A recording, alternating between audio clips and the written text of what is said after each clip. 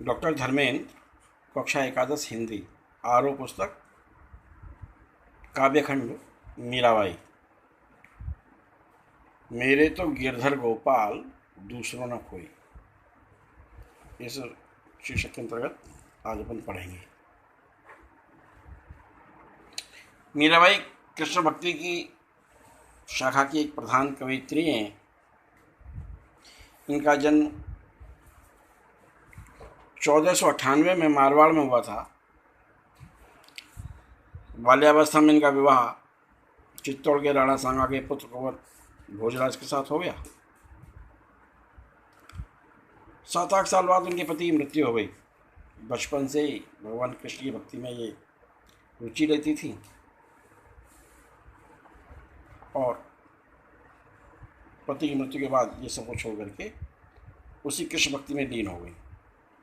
इन्होंने फुटकर रचनाएं की हैं जिन्हें मीराबाई के पद कहा जाता है, जिन्हें पदावली नाम से संग्रहित किया गया है। एक और इनकी दूसरी रचना बताई जाती है नरसिंह मायड़ो। राजस्थानी भाषा का इन्होंने प्रयोग किया है। आज अपन जो कविता पढ़ने वाले हैं उसमें कृष्ण भक्ति के प्रति इन्होंने अपनी अनन्यता का उल्लेख किया है। मेरे तो गिरधर गोपाल, दूसरों न कोई, जाके सिर मोर मुकुट, मेरो पति सोई। मेरा पति कौन है? जिसके सिर पर मोर की पंख का मुकुट लगा हुआ है। मोर पंखी वाला जो भगवान है, जिस कृष्ण ने अपने सिर पर मोर मुकुट धारण किया हुआ है, वही मेरा पति है। उसके अलावा मैं किसी दूसरे पति को नहीं जानती। अनन्यता का भाव इनकी भक्ति में है, दूसरा कोई नहीं।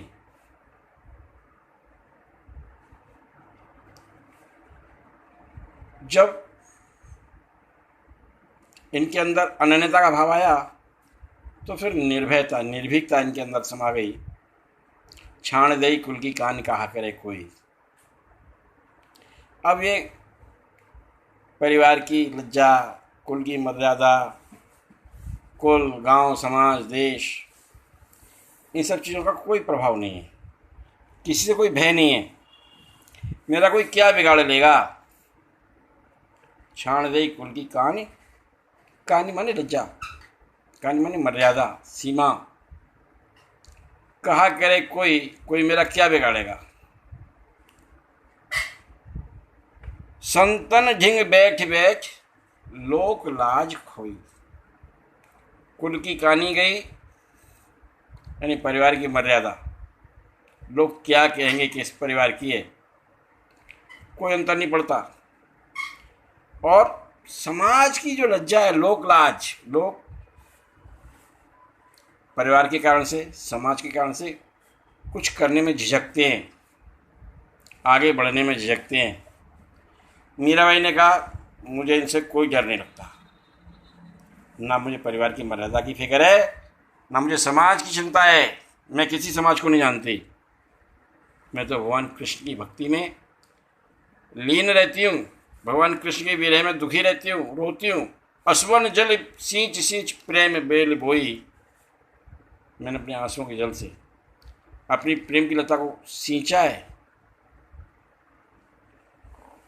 अब तो बेल फैल गई, अब तो बेल फैल गई, आनंद फल हुई। जो मेरी प्रेम लता है, भगवान प्रेम, कृष्ण के प्रति जो मेरा प्रेम का भाव है, वह फैल चुका है। उसने अपना विस्तार पा लिया है। वह अपनी परिपक्व अवस्था में आ गई है और उस पर आनंद रूपी फल। हम कोई भी काम करते हैं तो फल प्राप्ति के लिए करते हैं। कृष्ण भक्ति का फल क्या है? कृष्ण भक्ति का फल है आनंद।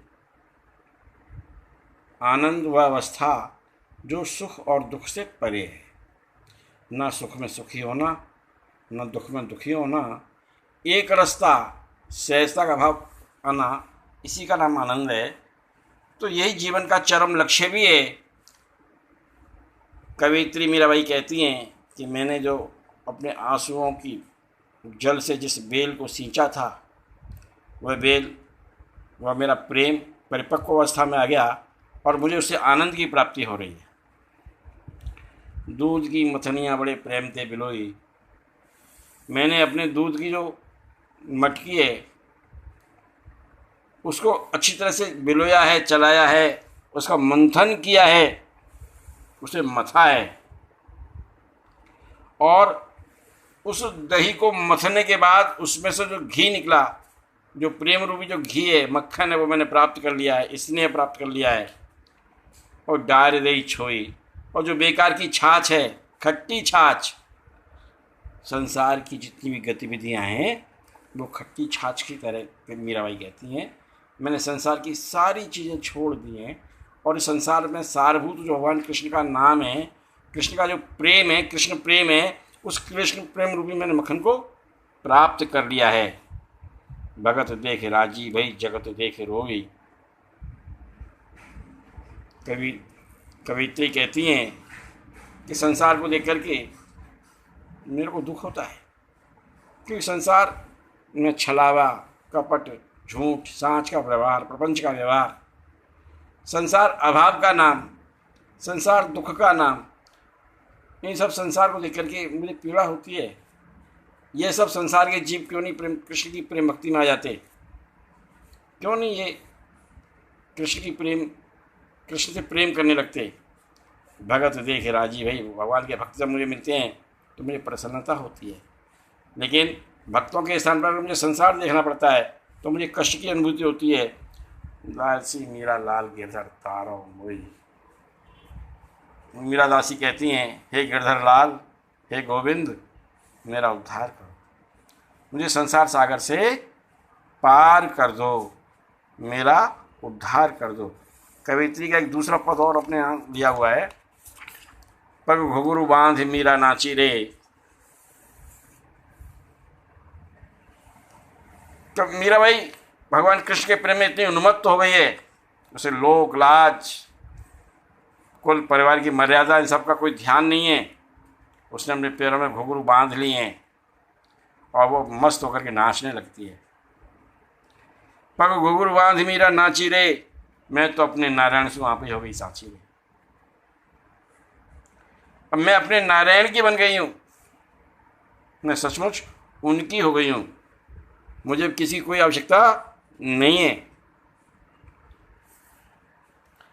लोग कहे मीरा भाई बाबरी, लोग वाग मेरे विषय में कहते हैं मीरा पागल हो गई है, इसको अपने समाज का, अपने परिवार का ध्यान नहीं है, इसे अपना ध्यान नहीं है, कैसा कहाँ उठना चाहिए, कहाँ बैठना चाहिए, कहाँ क्या बोलना चाहिए, इसे इस बात का जरा भी ध्यान नहीं रहता। तो मीरा कहती हैं कि लोग कहें मीरा भाई बाबरी, सास कहे कुल नासी रे। जो मेरे परिवारी जने न्यात के लोग हैं वो कहते हैं कुल का नाश करने वाली, इसने कुल का नाश कर दिया।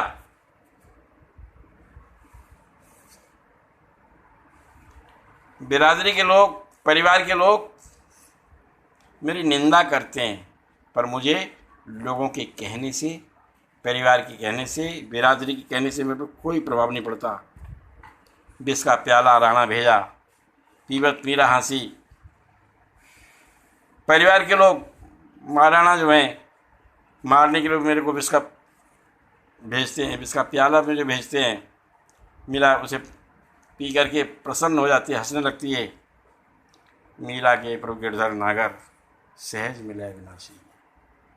मीराबाई कहती हैं कि मेरे तो प्रभु गिरधर हैं, नागर गिरधर हैं, चतुर गिरधर हैं, और ये सहज रूप से, बिना किसी विशेष साधन के, बिना किसी विशेष पूजा पाठ के, जप तप के, ध्यान साधना के, सहज भाव से हम उनकी भक्ति करें तो भगवान कृष्ण की प्राप्ति हो जाती है, गिरधर लाल की प्राप्ति हो जाती है, गिरधर गोपाल की प्राप्ति हो जाती है, मुझे उनके सहज दर्शन उपलब्ध हो जाते हैं। तो इस प्रकार मीराबाई ने इन दोनों पदों में कृष्ण के प्रति अपनी अनन्यता और संसार के प्रति अनासक्ति, संसार के जितने बंधन है, मर्यादाएं, उनके प्रति अपनी अनासक्ति, हेय का भाव, कृष्ण के प्रति प्रेम, कृष्ण के प्रति श्रेय, प्रेय और उधर हेय, ऐसा भाव उन्होंने अभिव्यक्त किया है। तो आज अपना ये पाठ पूरा होता है। धन्यवाद। आगे का व्यवहार कल करेंगे।